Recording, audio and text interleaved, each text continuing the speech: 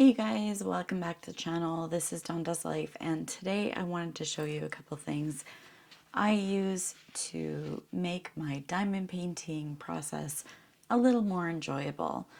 And there's just a couple things I have, and I'm going to go through them really quickly for you. So number one would be the pens.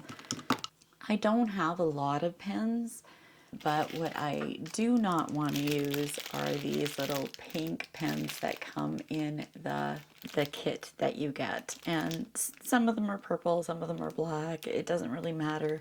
They are these skinny little things that even if you put a squishy on them, they still are quite skinny. And they just don't really do well for the ergonomics of your hand. So my current favorite is this pen here, and I got this from Kevin's Creations a long time ago, and it is my go-to most times. And I have this one I bought off of Amazon. I bought this one off Etsy. I cannot remember. I think it was O'Brien's, I think. I don't want to say that because I just might not be sure. But just the line is that there is some shape to them and there's some thickness to them, and they just make diamond painting so much easier. The other thing that I do with them also is all my pens have the I think they're called forever tips, but they're just like one metal tip, and I love these things. They work so good. And then on the other side, you'll see that I have a multi-placer. I do have different multi-placers. Some of them had the plastic ones on them. I've started to steer away from these, although I will say that occasionally I do still use them. Usually the 4 and 7 that come in the Diamond Art Club are the ones that I use. But I did have some different metal ones. I just found that these ones were the skinniest, smallest, neatest looking, and able to get in between those other drills really easily. So these so far have been my absolute favorite. In fact, I swore I'm going to get more, and I still say I'm going to get more. And yeah, so I would just highly recommend these ones. These have just been amazing. Favorite ones I've found so far. And there are some fairly decent ones, but these ones are just like blow my mind good. So those are to do with my pens. The next thing would be cover minders. I do have not a huge selection of cover minders, but every time I opened up a diamond painting pen for a while, I was getting them. I don't know if they still do them. I haven't gotten any of their new kits yet. But I have to have a cover minder.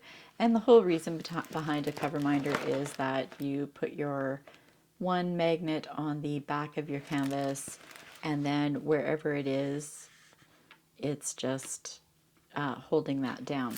And so you're able to lift up your plastic film and have it sit, if I can find my, there it is. And it just keeps it in space or in place, so that you're not having it in your way as you're trying to diamond paint, and that comes in so handy. So sometimes I'll use one, sometimes I'll use two. Most of the time I'll just use one, but I do have a few of them. I'm not going to pull them all down. I have them up on my wall. A lot of them are just plain. Some of them are flowers. I did get this really pretty one. I don't know where I put it actually. Well, never mind it. But yeah, so just a cover minder. Washi tape around the edges, because no matter how hard they try and how careful they are, you're always going to get a little bit of a pour off of glue onto the edges. So oftentimes I will just put a piece of washi tape around the outside just to make sure that I'm not sticking anything extra into that. Another thing washi tape is really good for, and I do have, I'm getting a little bit of a collection of it, but if you like to section off your paintings, so you can have this down and then just section off a painting that you want to do at one time.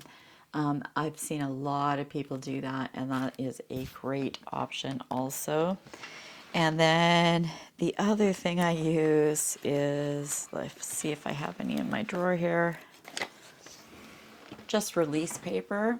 And I've cut mine down to a smaller size, but sometimes if I've got a piece up, but this section is still got drills that I haven't placed yet, I can just put the cover paper there and then work on this section without getting my arm and my hair or my clothing into that one section. But I also have seen other people do their entire paintings from left to right, all in those release papers, and it works quite well for them. The nice thing about that is it's a bit of a surprise what section you're opening, but that's never really been, I tried it for a little bit, but that's never really been the thing that I do the most, I think. The next biggest thing for me is trays. Oh my goodness. So these little trays are great. So let's just go to, you get these green little boats. And if you take a look at the sides of them, they're kind of slanted out. They do not hold much at all when you're trying to shake them and get them into a line. They don't do a very good job at all, at least in my opinion.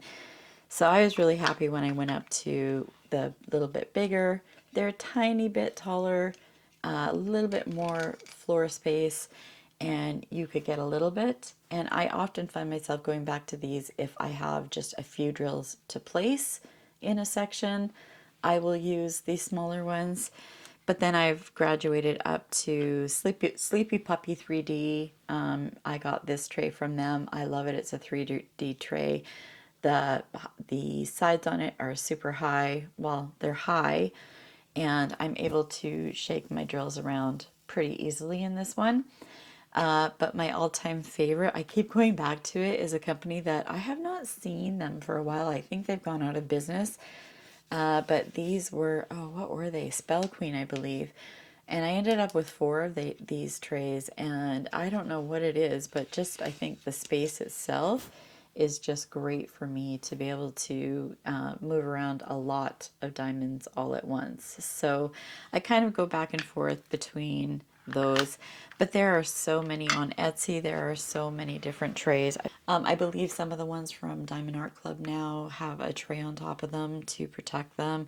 So it's just having a tray bigger than the green boat that really doesn't do a lot if you've got a lot of drills to do in one section. And the other thing is a way to keep your drills, I always want to call them diamonds, but your drills organized. And my two favorites right now are, there are so many different options available for you. There are some people who like to work out of bags. Go for it. If that's your cup of tea, then by all means do that. I think these ones were called Saner Direct. I love these because they're not tic-tac shaped. The tic-tac shaped ones I found were too small, but these ones are square, so they fill up quite nicely, and they're really easy to fill. You just take the top off, and then when you're done, put the top back on and snap them shut. And they snap shut pretty good, but the nice thing is too that they snap shut within their case itself. And I just loved being able to put the sticker of what it was I was working on, and they stay pretty safe in there. So that would be one.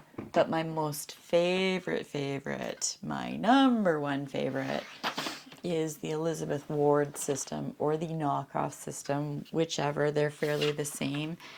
And the reason I love these so much is because they're they're interchangeable. So you can have large ones. They have four different sizes. They have these tiny little ones, then one step up, then they have an even bigger one, and then they have these large ones. And the large ones hold quite a bit of diamonds, drills, and there's just so much room. So if you're working on a fairly large project, you can really make the tray what you need it to be, and mix it and match it how you need it to be. And then I have a stand at the corner of my desk that I just sit them on, and it's right there, and I'm able to just grab the color I need and work from it from there. So number one favorite way to do it. But if I am working on a project that only has, like, say 20 different colors on it, then I will go to the Saner Direct. I do have a couple of those, and I do quite like those ones as well. I'm sure that you have your own system that works really well for you, and it really is all about what makes it better for us, and what things get us along. I have my on my desk at all times. I have my little garbage tray. Have to have a handy dandy pair of tweezers, and the ones I have are the super sharp. Don't poke yourself, you might commit murder with them.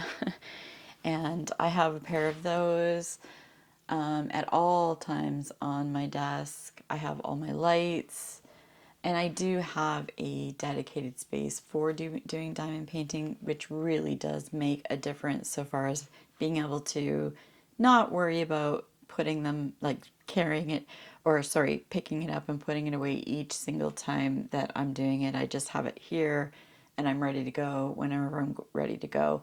I will tell you my most recommended accessory for somebody who has even slight eye problems, or if you're working on projects that maybe aren't the clearest, like this one is fairly clear, but sometimes you know what I'm talking about, where sometimes the M's and the N's look the same, or the P's and the I don't know what else. I've come across that so many times. What really, really helps with that is a light pad. And I don't know if you can see that, but it just completely brightens up the space, makes those symbols so much more clear. And if you're working in a dark space, that helps with it as well. I'm usually working in the same space, but believe it or not, I don't have the greatest eyes, and my eyes go buggy. So that one would be like that. That was one of the very first accessories I bought, and it has just been a game changer for me for being able to do sometimes not the really high-end diamond art clubs, but if I'm doing like a budget painting and the printing isn't quite as clear. I will say too that there are things like straighteners, and I do have one in here, a brayer for making your things stick down to the kind of glue on top. Those are great, but then also if your drills aren't completely straight in one section, you can certainly go in and straighten them. I do have a metal one as well. I'm not sure where that one is right now, but they do just kind of make things a little bit straighter for you. That might be a tool that you need. Waxes, I'm not even going to say anything about waxes. Some people use waxes, putties, glue dots. There's so many different things that a person can use. I've always actually kind of gone back to waxes. They seem to work the best for me. I'm not sure if it's my Canadian climate. I find waxes, they'll work for a little bit and then they get too soft, and then they start sticking to everything. So I just have always gone back to waxes, and they seem to do quite well for me. But that's going to do it for me. That is the most essential tools that I use for diamond painting. I would love to hear from you if there is something that I missed on this list. Is there something that you use that you couldn't imagine seeing yourself do a diamond painting without? Please let me know in the comments down below. I would love to hear your input also. There could be something that I just simply forgotten. And that's where I'm going to leave it. I hope you enjoyed this video. Please like and subscribe to the channel, and I will see you guys all in the next video. Don't forget to leave your comments below. And other than that, I will see you all in the next video. Bye.